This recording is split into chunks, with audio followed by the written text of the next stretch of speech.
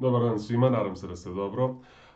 Dok odbrojavamo, nadamo se, posljednje dane ovog karantina, polako ulazimo u posljednji deo gradiva slovenačke književnosti 2, a to je posleratna književnost. I ovo je onaj deo gradiva o kojem smo pričali, koji bi, nadamo se, trebalo da vam bude otprilike najjasniji, najbliži, ne samo zbog toga što vi pripadate, da kažemo, hronološki 20. veku, odnosno 21. veku, nego što ste o poetici 20. vekovnog pesništva, odnosno posleratnog pesništva, već govorili na nekim vašim prethodnim kursevima. Danas ćemo govoriti o prvom pesniku u jednoj, inače, vremenski prilično koherentne generaciji, vidjet ćemo zašto sam baš ovo rekao, o Danetu Zajcu i njegovoj poeziji koja se može opisati na neki način kao neoekspresionistička. Vidjet ćemo danas koji su to elementi ekspresionizma koje Dane Zajic koristi i po pitanju forme, a itekako po pitanju sadržaja koji, dakle, mogu da karakterišu njegovu poeziju kao neku vrstu osvežavanja, revitalizacije nekih ekspresionističkih poetskih načela. Ali, dakle, pre svega, Dane Zajic je našim studentima, našim čitaocima zapravo, jer njegova poezija vrlo lako može da se poveže sa nekim načelima kojima su se već bavili naši pesnici poput Momčila Nastasijevića, poput Vaska Pope i u nekom smislu čak i Miodraga Pavlovića iz njegove prve zbirke poezije 87 pesama. Ako moja priča o sličnosti jednog slovenačkog pesnika sa Momčilom Nastasijevićem i Vaskom Popom deluje poznato, apsolutno ste u pravu, jer smo na sličan način opisali i pesništvo Josipa Murna, što ponavljam nije nikako slučajno, jer Josip Mur je imao prilično velik uticaj na stvaralaštvo Daneta Zajca. Šta više, u nekim primerima ćemo čak i vidjeti neke, možemo reći, direktnije intertekstualne povezanosti sa poezijom, odnosno sa konkretnim pesmama Josipa Mura. Šta sam mislio pod onom prethodnom opaskom da je slovenačka posleratna generacija prilično vremenski kohezivna? Pa, uprkos tome, naravno, da su tri pesnika koje ćemo raditi na ovom kursu do kraja rođeni, naravno, svaki u različito vreme, oni se na književnoj sceni pojavljuju faktički skoro iste godine, odnosno u razmaku od nekoliko meseci. Dakle, Dane Zajic, pesnik kojeg ćemo danas raditi, se sa svojom zbirkom Spaljena trava, sa svojom prvom zbirkom Spaljena trava, o kojoj ćemo govoriti veći deo današnjeg časa, pojavljuje 1958. godine. Iste godine se pojavljuje pesnik kojeg ćemo, dakle, raditi već ne na sledećem času, ali na onom tamo času. Dakle, Veno Taufer se pojavljuje sa svojom zbirkom Olovne zvezde, takođe 58. godine, a Gregor Strniša, pesnik kojeg ćemo, dakle, sledećeg raditi, dakle, na narodnom času, se sa svojom zbirkom Mozaici pojavljuje, dakle, svega nekoliko meseci kasnije, 1959. godine. Sad sam primetio da postoji greška u naslovu, dakle, ove zbirke se pojavljuju, dakle, ne u periodu između 57. i 58. godine, nego od 58. do 59. godine. Naravno, ovo znači da ovi pesnici dele neke zajedničke osobine što se tiče poetike.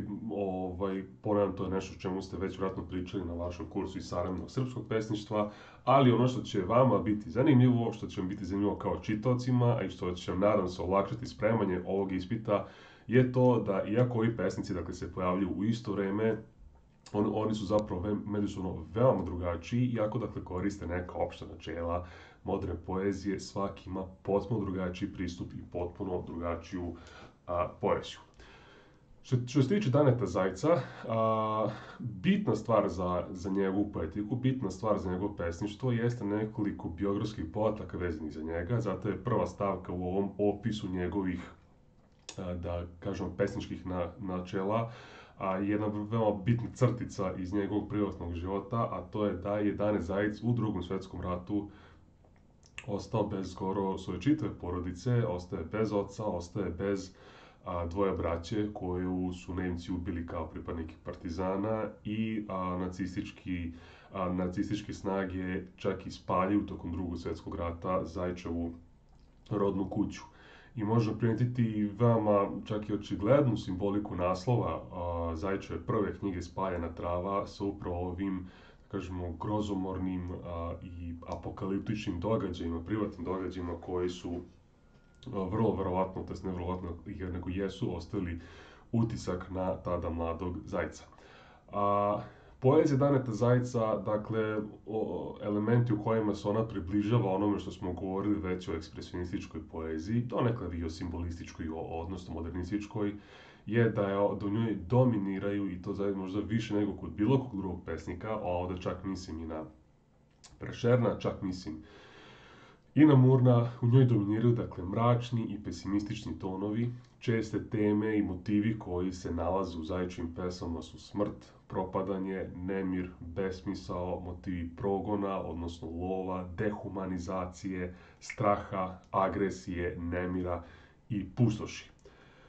Ono po čemu se Dane Zajic približava, kao što smo rekli na početku, približava poeziji Josipa Murna, a po čemu je veoma sličan stvarima koje su u našoj poeziji radili Momčilo Nastasijević, odnosno nešto kasnije Vasko Popa, i ponavljam još jednom u svojoj prvoj zbirci 87 pesama Miodrag Pavlović, je to da je Dane Zajic kombinovao ove pesimistične i tamne, grozomorne motive sa prilično nadrealnim tretiranjem folklornih motiva i folklornih obrazaca. Kao motivi pesničke slike se u Zajićevoj poeziji često pojavljuju divlje životinje, i to često baš one divlje životinje za koje su inače vezana neka demonska ili htonska verovanja poput vukova ili bikova. Često postoje u Zajićevom pesništvu aluzije ne na konkretne mitove i legende, nego na taj obrazac pevanja fantastično realistični. I na kraju, što se tiče same forme Zajićevih pesama, vidjet ćemo da je on pesnik, opet poput Josipa Murna, izraza koji je u neku ruku veoma eliptičan, veoma nepravilnog ritma. Dakle, to je nešto čime se u donekle približava, recimo, Srećku Kosovu, mada ne naravno u toj konstruktivističkoj meri, ali Zajićeva poezija, dakle, potpuno suprotna od, recimo, Kodbekove poezije U zemlji ili čak i U stravi, dakle, da je to jeste bio slobodan stih, ali skoro esejski, miran i retorski. Kod Daneta Zajca poezija će, dakle, ponavljam, biti veoma isprekidana, veoma nepravilnih ritmova, a same pesme će usled brojnih ponavljanja, anafora, epifora, često i zvučnih preplitanja, često nas podsjeti na oblik bajalice ili molitve. Što se tiče poezije Daneta Zajca, dakle, danas ćemo govoriti pre svega o ovoj, u nekom smislu, prvoj fazi njegovog stvaralaštva, dakle, fazi stvaralaštva koja je obeležena zbirkom Spaljena zemlja. Ali bitno napomenuti da je Dane Zajic u kasnijem svom stvaralaštvu, kao što vidite, Dane Zajic je bio aktivan kao pesnik maltene sve do prvih godina 21. veka. U drugoj fazi njegovog pesništva Dane Zajic se više otvorio ka nečemu što možemo pisati kao metafizičke teme, dakle teme koje su više bile okrenute duhovnosti, egzistencijalizmu i tome slično, naravno uz korištenje nekih od ovih elementa koje smo pričali.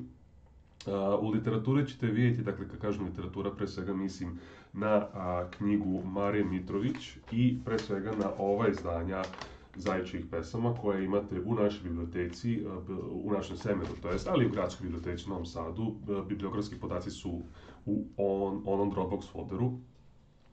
Dakle, kao što ćete vidjeti u literaturi, kao što ćete vidjeti u ovom izdanju, nekoliko bitnih pesama, nekoliko bitnih ciklusa pesama Daneta Zajica, nažalost, nećemo imati vremena danas da obradimo tu. Pre svega mislim na njegov sjajan ciklus pod imenom Gotski prozori, koji upravo pripada ovom, kažem, metafizičkom delu njegovog pesnika, koji, dakle, spominje i Marija Mitrović, a koji se nalazi u celosti u ovoj knjizi koju sam upravo naveo.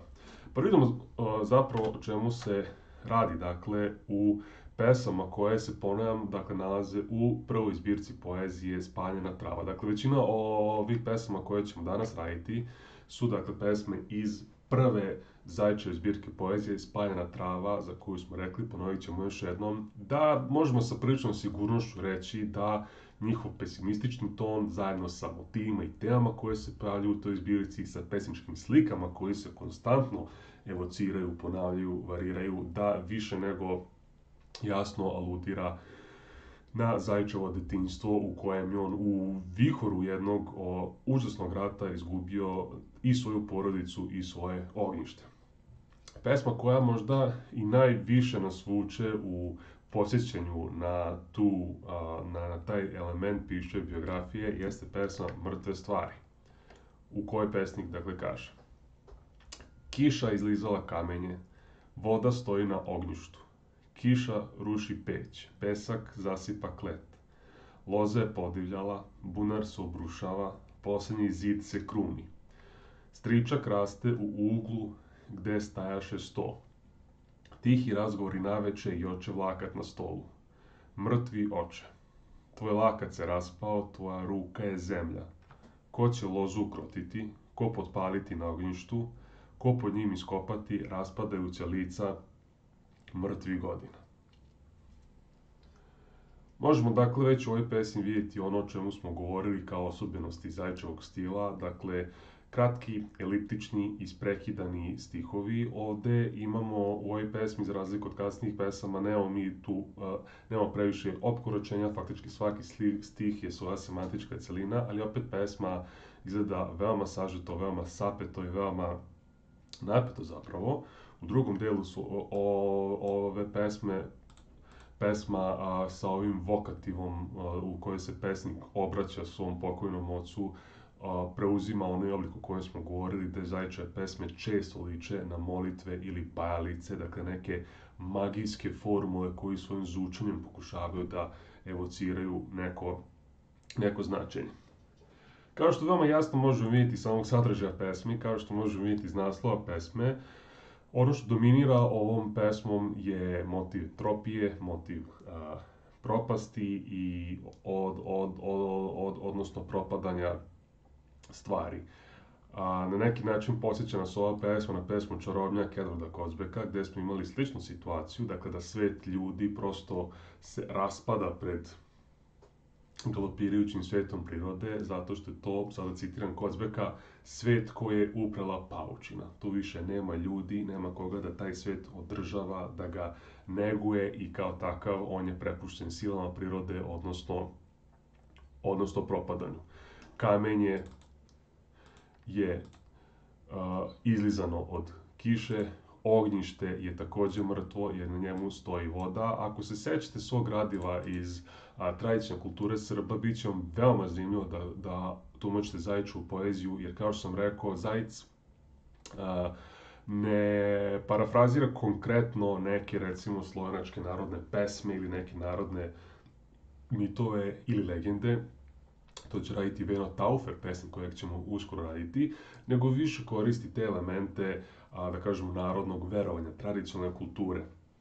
Tako da kažem, ako se još sećate svog gradiva iz tradicionalne kulture Srba, bit će vam veoma zanimljivo da tumači jednu modernu pesmu, dakle nastala u duboku 20. veku, a koji koristi zbog svoje poente, kažemo, egzistencijalističke ili neoekspresionističke, koristi poente koje su zapravo deo jednog, da kažemo, kolektivne usmene kulture. Tako da je veoma značajno ako imamo ognjište, dakle neku vrstu, sećamo se tog termina, aksisa mundi, nekog centra porodičnog života ili seoskog života, na kojem stoji voda, dakle na kojem voda nije tečna, na kojem se voda ne menja.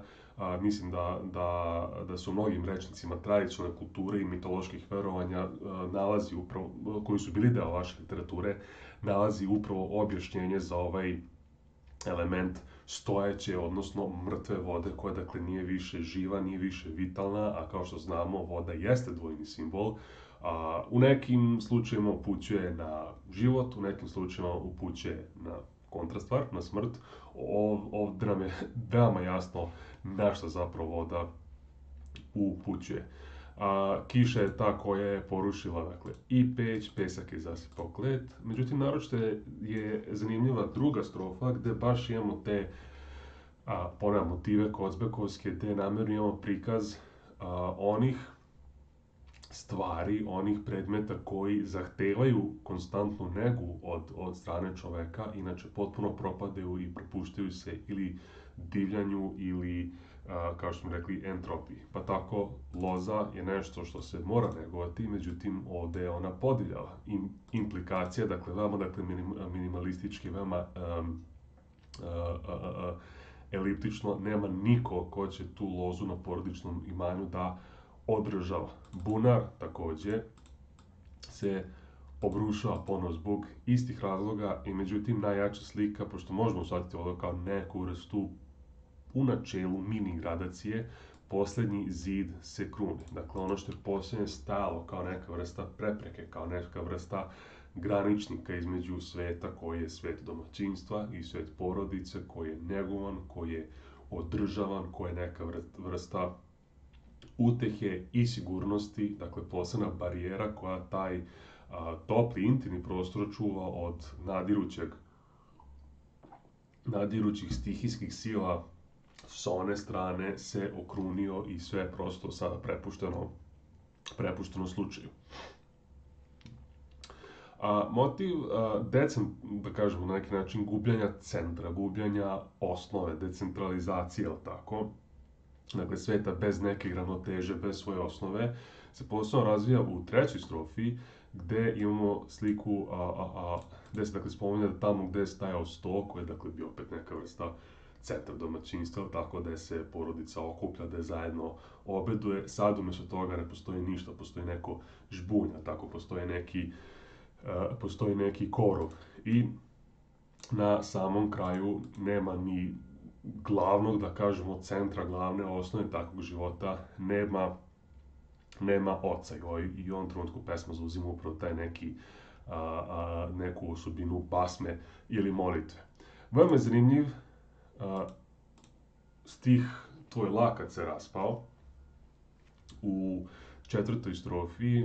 Opet krivo mi što o ovoj pesmi ne možemo da raspravljamo na času uz međusobne ideje i međusobno tumačenje, jer ovaj stih prilično ovako proizvede prilično zanimljivu diskusiju, jer deluje prilično nadrealno, deluje prilično specifično, tako kad se uz, da kažemo, sa ovog krupnog plana koja ova pesnička kamera slika ovu sliku propalog domaćinstva, odjednom se zoomiramo na sliku lakta i imamo prilično nadrealnu sliku lakta koji se raspao. Jedno od zanimljivih tumačenja koje volimo da koristimo je sledeće, dakle, podsjetite se, to je i imajte u vidu da Zajec često koristi, ponavljam, elemente tradicionalne kulture i tradicionalnih verovanja i simbolike u svojim pesama.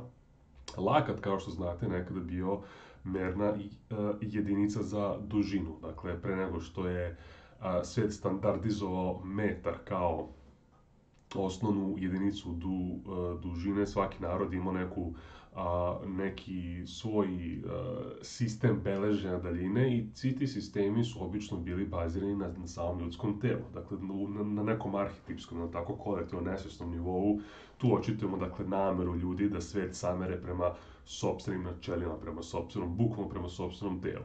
Pa tako, dok su, recimo, Englezi imali stopu, tako kao i mi u ostalom, ovde se često koristi od lakat, dakle nešto je dugačko ili široko toliko i toliko lakata. Drugim rečima, slika lakta koji se raspada znači u veoma prenesenom značenju, a dakle Zajec jeste modern pesnik, koristi neke poprilično daleke aluzije, metafore i alegorije, dakle na ivici je, kao što smo rekli, neoekspresionizma i neke veoma tamne vrste nadrealizma koju smo mogli da pročitamo kod Momčila Naslesivića pre svega. Dakle, slika očevog lakta koji se raspao, dakle, ne samo da je to otac kao neka vrsta autoriteta, kao što smo rekli, neka vrsta ravnoteže i centar tog sveta, njegov lakat, dakle, nešto što je davalo tom svetu meru, što mu je davalo oblik, se raspalo. Svet je izgubio meru, svet je izgubio smisao. Dakle, vidimo ovde jednu, i to ono što je, ponavljam, često bilo za poeziju ekspresionizma, jednu apokaliptičnu viziju jedne potpune pustoši koja vlada u svijetu, s tim da dok je kod ekspresionizma ta pustoš bila pre svega civilizacijska i opšte društvena, ovdje je to jedna intimna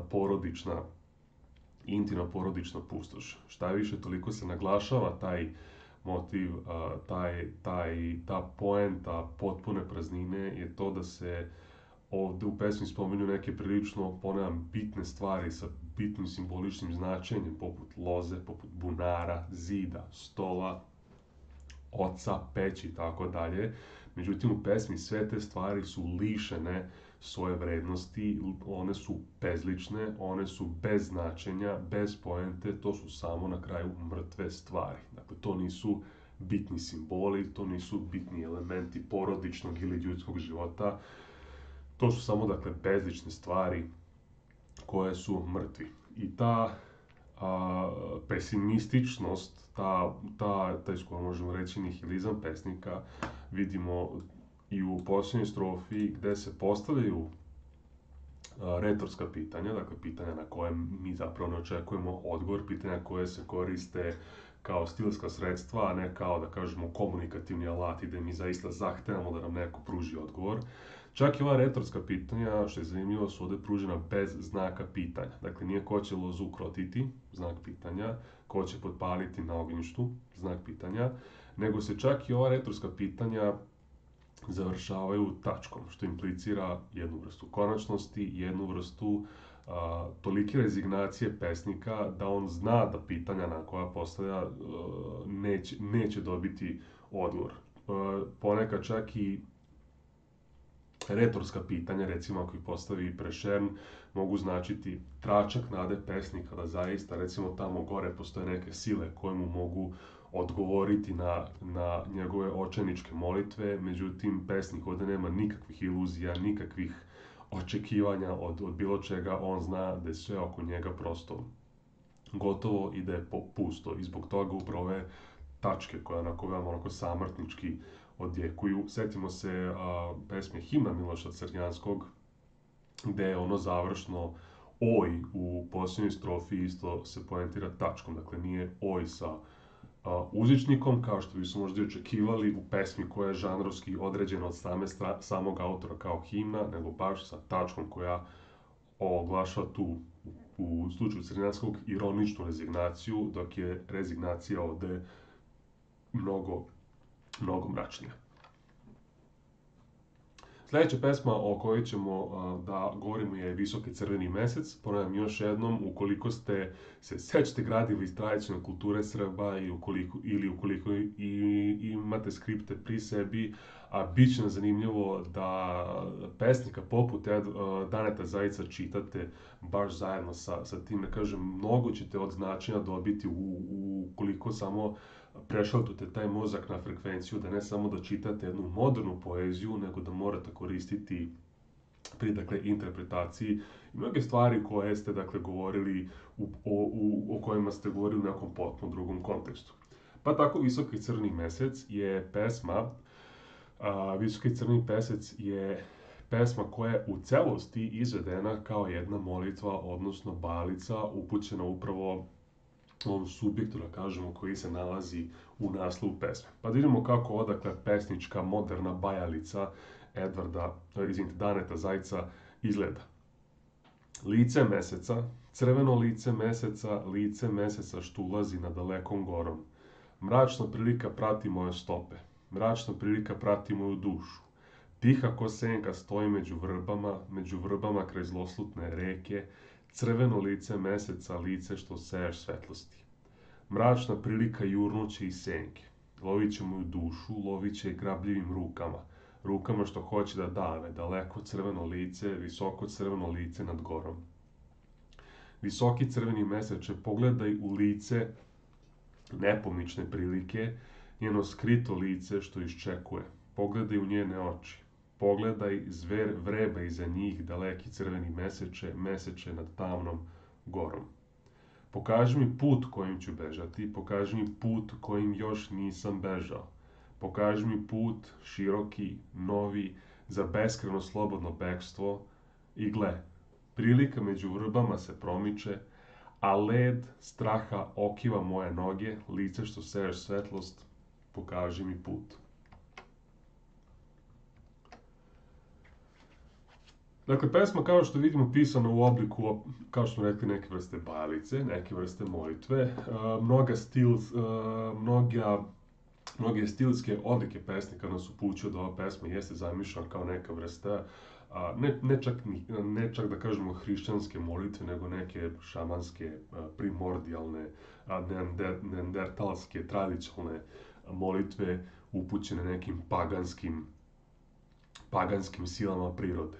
Dakle, vidimo da je onaj kome je molitva upućena, dakle, jedan snažan, da kažemo, tradicionalni simbol mesec. Vidimo da se mesecu uvek pesnik obraća u vokativu. Dakle, mesec nije predstavljen prosto samo deskriptivno, nego se uvek predstavlja u vokativu kao neko kome se naš lirski subjekat u ovom slučaju okreće.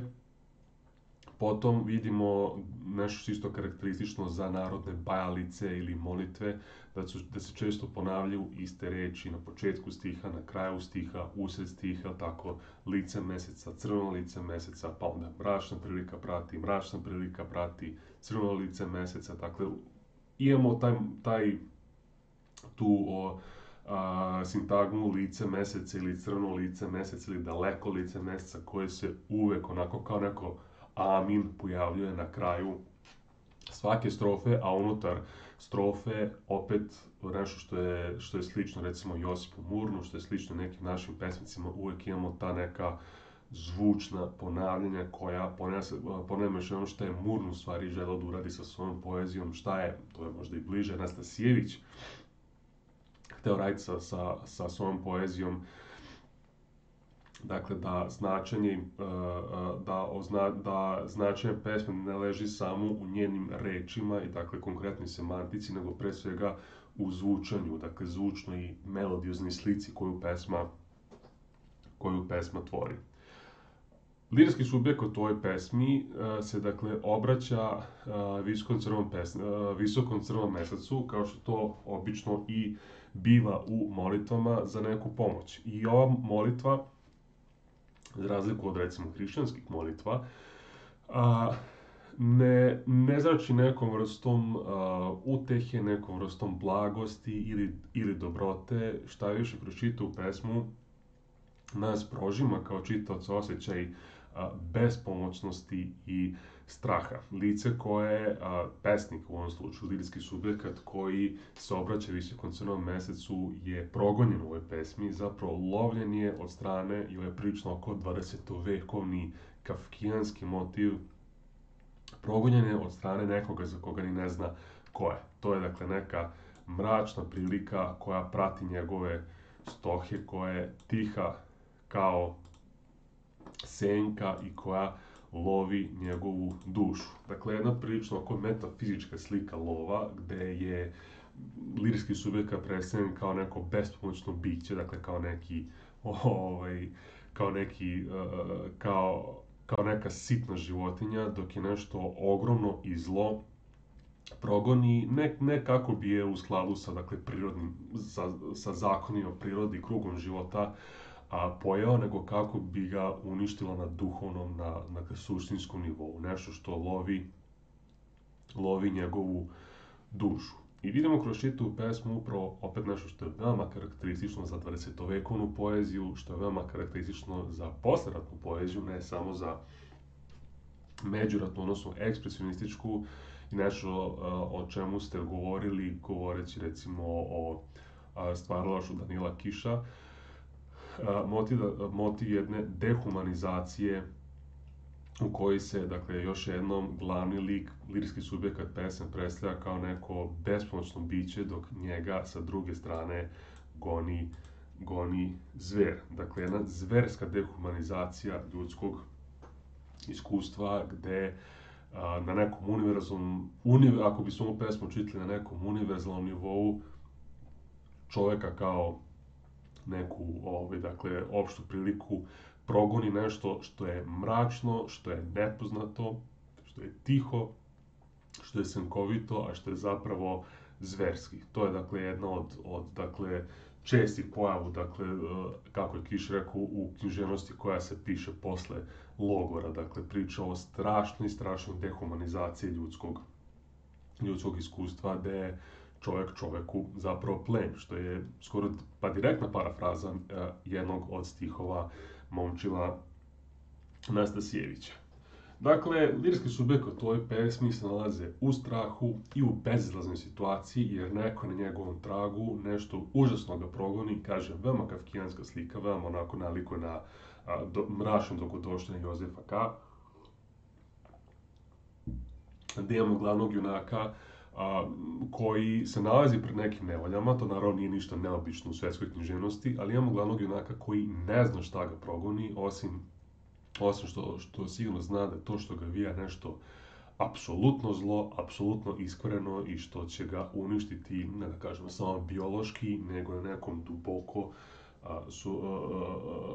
dublje suštinskom planu.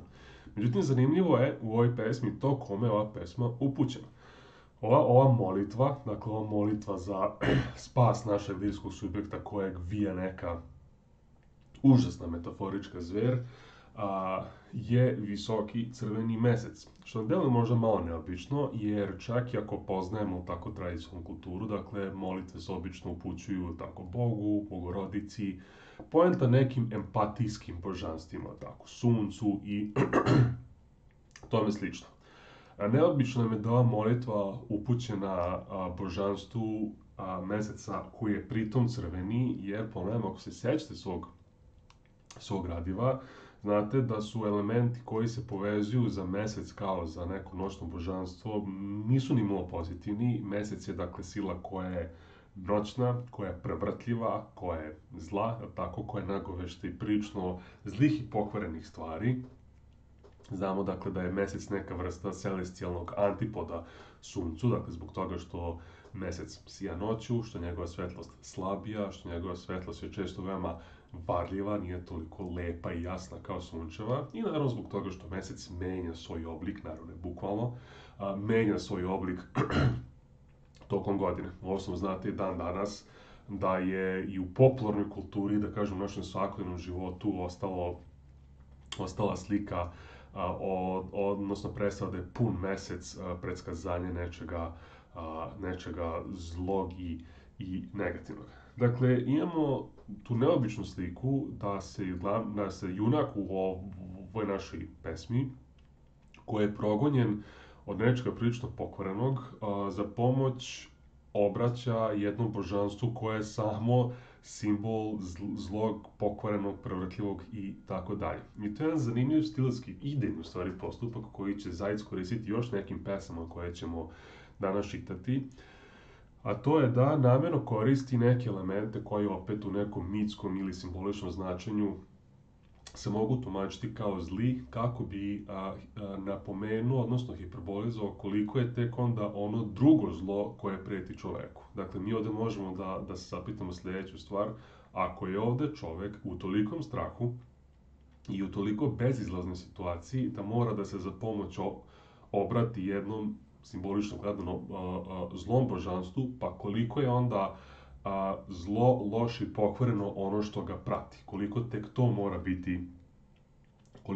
mora biti užasno. Dakle, ako veoma kažem zanimljiva ideja, veoma zanimljiv idejni, to je stilski postupak koji Zajec koristi kao neka vrsta hiperbole na kub ili zla na kub, kako bi zaista jače izrazio to stanje bespomoćnosti i progona koje čovjek osjeća u njegovim pesama.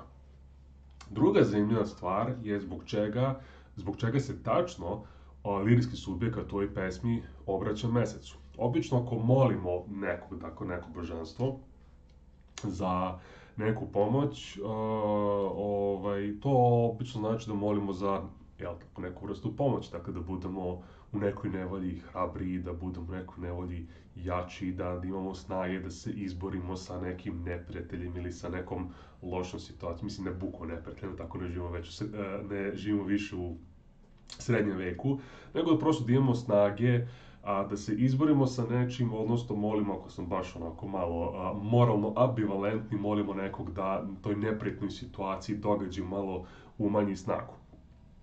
Drugim rečima, molitva uvek ima nečeg onako veoma iskonskog u sebi, u smislu da je to neka vrsta traženja blagoslova za neku vrstu borbe, duševne borbe pre svega, dakle da imamo snage, da imamo hrabrosti, da imamo izdržljivosti da se s nečim susretnemo. Međutim, ova pesma zaista jeste neka vrsta anti-molitve, ne samo zbog toga što je upućena, dakle, potpuno ovako neobičnom liku za molitvu, nego zbog razloga šta zapravo pesnik želi od toga. Dakle, imamo pesnika, imamo lirskog subjekta koji se nalazi progonjen od neke užasne zveri, ali on od meseca, odnosno kod izvora svoje molitve, ne traži snagu da se izbori sa tom zveri, ne traži hrabrost da joj se suprotstavi, ne traži od meseca da nekako zaustavi tu zver, da je osakati, da je uspori, šta već.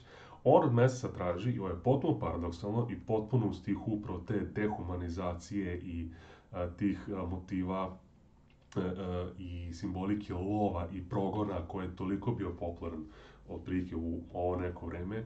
On meseca samo traži nove puteve kojima će bežati. Znači, on i dalje prihvata, ponovo se setimo one tačke na kraju ovih pesme Mrtve stvari. Njegova situacija je toliko zacementirana, toliko je bezizlazno očajna, da on zna da nema nikakve svrhe da se suprotstavlja toj zveri, nema nikakve svrhe da želi da ta zver na neki način oslabi. Činjenica da će ga se ta zver u jednom trenutku dočepati je prosto tvrda činjenica. Prosto on to prihvata sa jednom prešernovskom rezignacijom, ali pošto i dalje u njemu buja neki mali atom vitalnosti, on samo traži, znajući dakle, da nema nikakvog smisla da se suprotstavlja, dakle kao što se sada, dakle, poredim delo s nečim što mi je poznato, kao što Josef K. kao što ni u Procesu nema scena gde se Josef K. kao Arnold Schwarzenegger ili Bruce Willis oprema kako bi krenuo da se bori, jel tako, sa sačmarom i bazukom protiv tih koji ga progone, nego samo ostaje da beži, tako i on pesniku ostaje samo to. Samo mi daje nove staze kojima ću bežati i pokušati da svoju sudbinu sigurnu i zacementiranu odgodim možda za sekund. I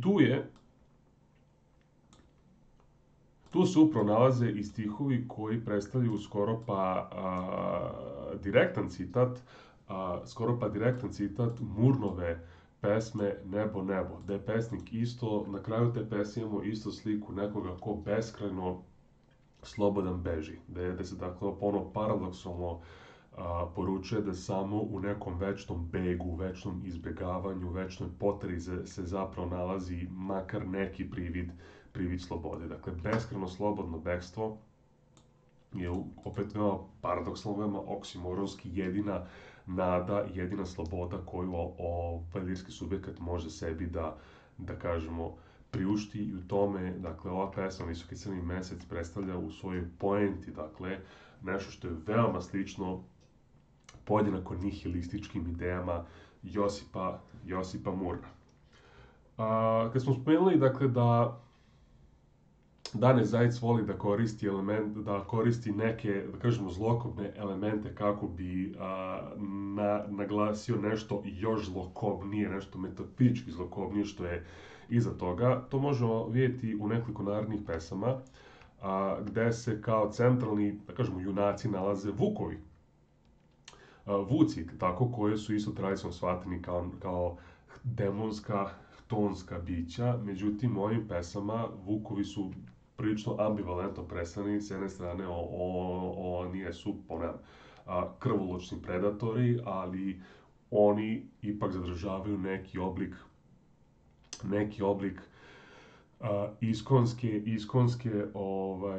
iskonske slobode koji ljudima toliko stran. Međutim, ti vukovi se u ovim pesama pojavljuju kao povređeni, kao zarobljeni, tako da mi sad opet imamo posvesno aluziju na to, ok, a šta je onda još gore od tih vukova koji su predstavljeni kao užasna i krvoločna bića? Odgovor naravno čovek, dakle ali ne u nekom banalnom ekološkom smislu, nego upravo u toj metafizičkoj jezi koja prožima Zajicove pesme. Pa tako u pesmi Jutro, sad se vraćaju ranjeni vukovi u svoje jazbine. Noć umire, nebo guta noć, gute crvenim zubima praskozorja. Ovo isto često česte nadrealne slike koje se pojavljuju u Zajićevoj poeziji, te slike proždiranja i kasapljenja koje nisu prikazane direktno, dakle kako neki vuk recimo proždire neku ovcu, što ću imati slične motive ovde, nego pre svega kroz neke metaforične slike prirode, tako, noć je ta koja proždira, tako, u jednoj sledećoj pesmi koju ćemo čitati, sunce će biti to koje ima prilično oko agresivnu sliku. Tiho se vraćaju ranjeni vukovi, iz rana kaplje krv, na paprat, na meku mahovinu, na bele rosne cvetove. Noge su umorne, traže siguran kutak, oči su slepe, traže tamu. Makar tamu grobova. Tamu koju gutaju gladnim crvenim zubima planine na istoku. O spavati, zagristi u crvljivu zemlju groblja. Ranjeni vukovi idu rastureni, razbijeni u svoje jazbine. I Bog zna hoće li se jedan od njih probuditi kada noć ponovo zatrubi u rog tame. Dakle, ponovo imamo jednu sliku lova, jednu sliku progona. Imamo sliku, dakle, vukova koji se vraćaju ranjeni iz lova, ali neko i njih progoni i oni su ranjeni zato što je na njihovom tragu je neka još veća i mračnija sila, jel tako, koji ih lovi. I pitanje je da li će se i kod njih, dakle, kao što kaže, živ vratiti kada ponovo zatrubi taj lovački rog ili kako je predstavljeno rog tame. Slično, dakle, pesma prilično jasnog naslova Zarobljeni vuk, dakle, gde imamo sliku kao neku vrstu koja je pisana u nekoj vrsti pesničkog toka svesti jednog vuka koji se, dakle, nalazi zarobljen pod lancem u kavezu. Pa tako taj zarobljeni vuk razmišlja, kažem. Trčati, trčati. Kadifastim stopama, gipkim divim nogama. Trčati tiho ko nečujan sivi duh, trčati po kavezu po trulom lišću. Trčati napred, trčati natrag. Iskežene čeljusti, crvena jezika. Trčati kao siva senka, siva, tiha senka mržnje, siva senka prezira u kavezu. Trčati, trčati, urlati, urlati, divlje i s mržnjom. Gde su slobodni vučiji čopori?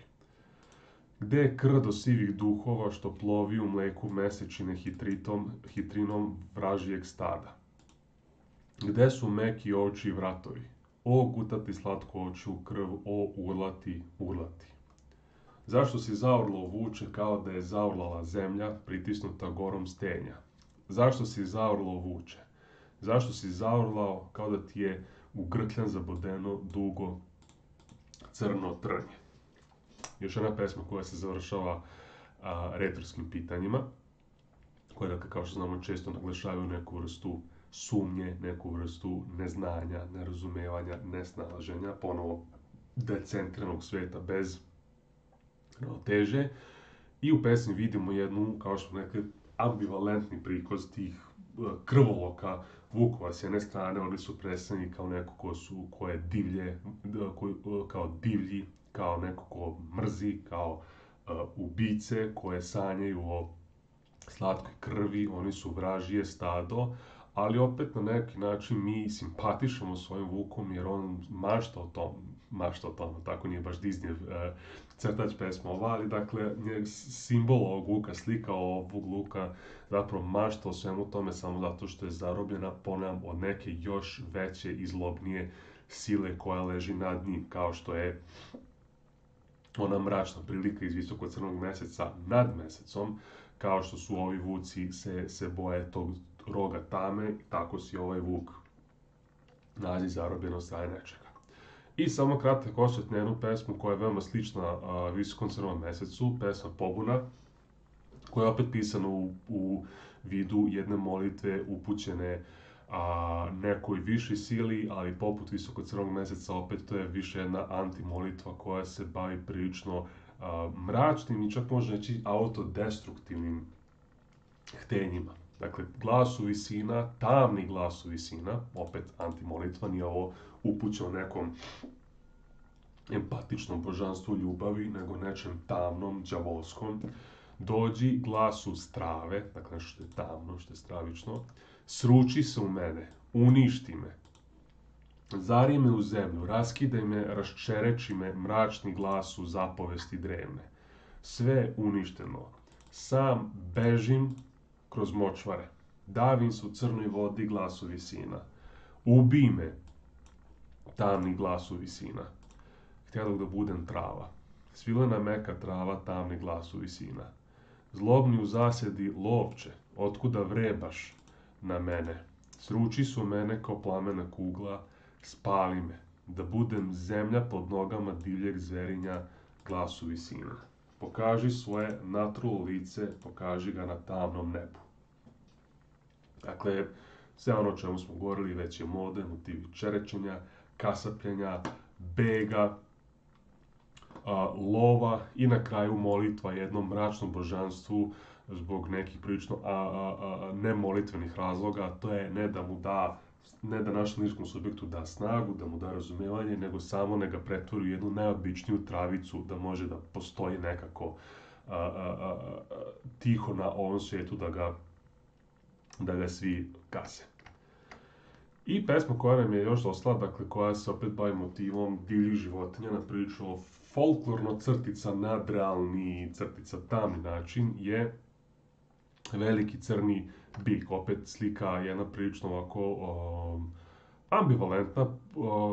Bik može biti ponovo simbol nekih dobrih principa, nekih loših principa, a u ovoj pesmi kaže ovako. Veliki crni bik riče ujutro. Veliki crni biku, koga zoveš? Retorsko pitanje, dakle, već na početku, koja je ponovno upućena temu koju smo do sada već pričali u slučaju zajca. Pustoš i praznina, tako. Veliki crni bik je ovde, implicira se u nekom potpuno praznom apokaliptičnom svijetu. Prazni su pašnjaci, prazne su gore, prazne su uvale, prazne kao odjek tvoga zova. Veliki crni bik riče ujutro, kao da šiklja teška crna krv pod vrhove tamnih smreka. Kao da se iznad šume na istoku otvara jutru krvavo oko bika. Veliki crni biku, koga zoveš? Uživaš li slušajući kako ti jeka vraća tvoj promukli zov? Veliki crni biku, beskrvno je jutro. Tvoj glas pada u uvale kao rašupana jata crnih vrana. Niko ne čuje tvoju samoću. Nikog ne napajaš crnom krvlju svog glasa. Ućuti, veliki crni biku. Veliki crni bik riče ujutro. Sunce na istoku brusi blistavu mesarsku sataru. Pesmu koja je Veliki crni bik, ponavljam kao i vukovi, više presenkane kao simbol. Simbol opet kroz koji se promiču kao kroz prizmu sve one stvari koje smo već govorili o ponavljanju veoma tamnom, veoma pesimističnom, veoma nihilističnom pesništvu Daneta Zajca, gde se ponovo variraju isti motivi. Ovo inače nije znak, da kažem, ponavljanja i ograničenosti pesnika, nego je poenta kao, ponavljam, u basmama, molitvama, bajalicama, upravo to variranje kombinacija istih motiva kako bi na kraju one nekako čak i iracionalno procesno došle do nas. Dakle, samoća, usamljenost pustara, krvavo i na kraju, kao što sam rekao, motiv tog kasapljenja krvolučnog koji Dane Zajc prebacuje na u stvari metaforičke slike prirode. Na samom kraju ćemo baciti pogled na pesmu Hrpa pepela, koja je jedna od kasnijih pesama Daneta Zajca, gde se pesnik, kao što smo to rekli na početku, okrenuo nekim kažem, metafizičkim, filozofskim temama koje nisu uvek pratile ove obrasce o kojima smo sada pričali, da kažem, folklornog neoekspresionizma, folklornog nadrealizma i tome slično. U Hrpi pepela Dane Zajic se bavi temom koju smo načeli, u kojoj smo u stvari solidno i pričali na primjeru pesništva Josipa Murna i Srećka Kosovela. A to je tema nemoći jezika, odnosno slabosti pesničkog jezika.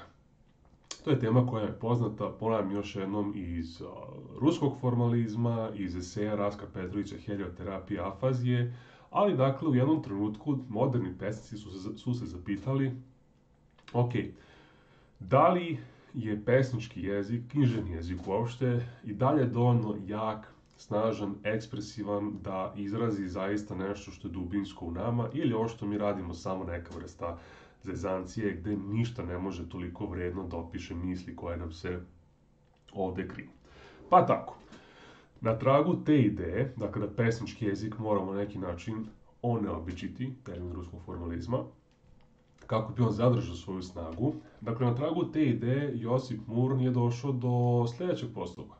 On je rekao, dok nije bukvalno rekao, pravim parafrazu, rekao, ok, moje pesme će biti minimalistične, bit će veoma ograničenog izraza, ali će svojim zvučanjem, dakle neobičnim, ritmičkim, melodioznim konstrukcijama će pokušati da u stvari do čitaoca prenesu neke malo iracionalnije nanose značenja. Dakle, ja se ne fokusiram na same reči da prenesu značenje, nisam novinar, ili tako ne pišem pismo, nego pošto pišem poeziju koristim sve elemente koje mi jezik pruža, dakle i da kažem sematika i zvučanje. I zato smo rekli da je veoma značajno Josip Murn u tom smislu, da je on kao prvi veći razvijeni zagovornik slobodnog stiha u slobodnoj književnosti upravo otvorio prostor za pesnike poput Zajca da eksperimentišu upravo time, neobičnim zvučanjem svojih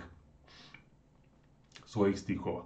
Ako model je malo ovako klimovo, stetite se priču o Đorđu Markoviću Koderu, koji je toliko otišao u ovu priču sa eksperimentisanim zvučanjem, setimo se njegovog čuvenog tog romor jezika, dakle jezik šaputanja, jezik koji je tek onako pomalo shvatljiv. Dakle, toliko otišao u tom pravcu da su njegove pesme sematički gledano, dakle značinski gledano, potpuno nejasne, jer je čovjek pisao ne srpskim jezikom, nego koderovskim jezikom, dakle sa puno neologizama, sa mnogo izmišljenih reči, sa puno veoma nategnute sintakse. Ali ako čitamo njegove pesme, da kažemo naglas ili sa jakim unutrašnjim glasom, ipak kroz zvučanje mi otkrijemo neke korene reči, otkrijemo neke asonantne aluzije na neke pojmove i nekako, iako same reči apsolutno ništa ne znače, nekako mi dalje razumemo na nekom, opet neopisivom planu šta se tu dešava. Sa druge strane, imamo Srećka Kosovela, to jest potom imamo Srećka Kosovela, da smo isto pričali da je on sličan problem pokušao da prevaziđe na način na koji su konstruktivisti prevazilazili. Dakle, on je književni jezik obogatio neknjiževnim elementima, matematičkim formulama, geometrijskim obrascima, algebarskim simbolima i tako dalje. Čitali smo njegove pesme gde on koristi plus, minus, jednako, suma, razmake i ostale kao što sam rekao tehničke simbole, kako bi da njih malo šokirao jezik i kako bi mu opet dao na izražajnosti. To je tema, dakle, kojom se Dane Zajic bavi u pesmi koja inače se prevodi kao Kupa pepela, ali nema veze, dakle koja se bavi u Hrpa pepela, dakle moć, odnosno nemoć jezika u odnosu na, dakle, ono što se zaista kuva u našim glavama. Pa tako kaže, čita pesma je pisana u jednom veoma kompleksnom alegorijskom tonu. Dakle, dugo nosiš plamen u ustima. Taj plamen je, dakle, to metaforički presena ta neka naša misao, neka ideja. Dakle, dugo nosimo plamen, dakle vatru u ustima.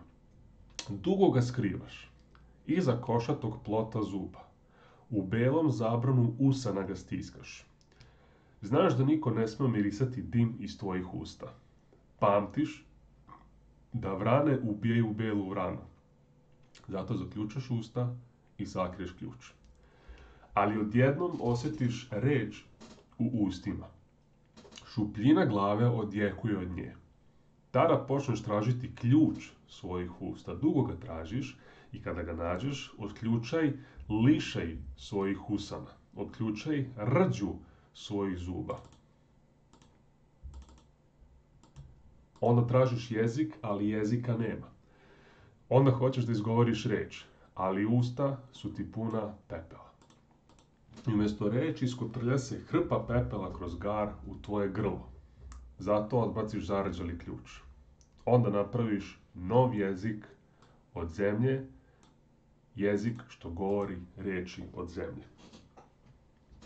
Dakle, veoma autopoetska pesma koja govori o pesničkom stvaralaštvu, uopšte o književnom ili umetničkom radu. Dakle, nosimo neku vrstu plamena u ustima. Plamen je, dakle, svojom veoma jasnom simbolikom, Miljkovićevskom simbolikom. Plamen veoma jasno slikava snagu, intenzitet naše ideje, našeg nekog plana koji tek treba da artikulišemo na papiru, tako u javnosti, ili tako našim rečima. Ali na kraju, kada progovorimo, kada pokušamo da pustimo taj plamen iz naših usta, na kraju od svega toga ostane samo pepeo. Dakle, nešto što je nusprodukt plamena, nešto što je zapravo, nešto što je slabo, nešto što je rezidual, nešto što zapravo veze nema sa tom vatrom koju smo mi osjećali. Ako ste se nekad bavili pisanjem, bilo seminarskih radova, bilo poezije ili proze, znate kako je ovo. Znači, nešto što super zvuči kao ideja u nama, ovog trenutka kada ga bacimo na papir, kada ga napišemo, kada ga naslikamo, kada ga skiciramo ili šta već, odjednom izgleda kao da je potpuno neka druga stvar. To izgleda veoma slabo, veoma neubedljivo. Zato Dane Zajic svoju pesmu poentira sa pravljenjem novog jezika koji je od zemlje. Ovaj motiv zemlje, kao što idemo, ponovo se pojavlja posle Kozbeka i često i na nekoliko mesta će se pojaviti zapravo i u Zajićevoj poeziji. Zemlja kao nešto što je iskonsko, zemlja kao nešto što je prirodno, što nije veštačko, što nije artificijalno, što je autentično. Tvoj jezik kojim ćeš da govoriš bit će takav, bit će jezik zemlje, nečega što je temeljno, nečega što je iskonsko, nešto sa čim imaš konekciju, a ne nešto tako mušićao poput plamena. Ova pesma može imati i drugu, to jest nekoliko značenja. Zanimljivo je da lirski subjekat, koji je ovdje veoma neobično iskazan u drugom licu, dakle kao da je Dane Zajic neka vrsta mentora pesničkog koji nama govori šta je zapravo poenta pevanja. Imamo neku vrstu stvaralačkog straha, dakle, da ono što mi želimo da kažemo će biti loše prihvaćeno. Dakle, pamtiš da vrane ubijaju bele vrane. Poenta umetnosti jeste da se da neka nova ideja ili da se govori o nečemu poznatom, ali iz nekog novog ugla. Ali kao što znamo, mnogi čuveni pesnici bili su apsolutno neshvaćeni u svoje vreme. Ljudi tako reaguju. Pamtimo da vrane zapravo ne vole bele vrane. Ljudi ne vole drugi ljudi koji imaju nove i originalne poglede na stvari. I zato mi odlučimo da te plamene ipak sačuvamo u svojim ustima. I ona tek kasnije, kada već postaje neizdrživo koliko to bukti u nama, tražimo svoj ključ i pokušamo da odlučimo, kako to pesnik veoma simbolično kaže, taj lišaj i rđu, dakle lišaj i rđu implicira da je to već zaraslo od neupotrebe, da otključamo, ali da se taj plamen pretvorio u pepeo. Opet pesma koja može biti tumačena na mnogo načina, možemo recimo pored ovog, dakle da kažemo šire lingvističkog, dakle o diskrepanciji između misli i reči, o čemu su, kažem, intenzivno govorili moderni proučavači književnosti, čime su se bavili i drugi pesnici osim Daneta Zajca. Možemo govoriti, možda u poentu su i neke specifikumi, da kažemo, kreativnog stvaralaštva. Recimo, Milorad Pavić je jednom prilikom rekao da je dobre ideje koje imate u glavi ipak potrebno napisati i razraditi u nekom roku. Dakle, Milorad Pavić kao pisac je rekao da koliko imate neku plan, neku ideju, ne valja ih suviše držati u glavi, jer će on taj plan, da kažemo, inspiracijom da izgori i umjesto ideje o nekoj, na primjer, fantastičnoj priči ili pesmi koja vas obuzima i koja će svojim obuzimanjem da vam da energije, da se zapravo posvetite, da istražujete gdje se može da vas odvede, na kraju će sve da se pretvoru samo neku gomilu beskorisnih informacija koju kasnije nećete bez tog žara moći da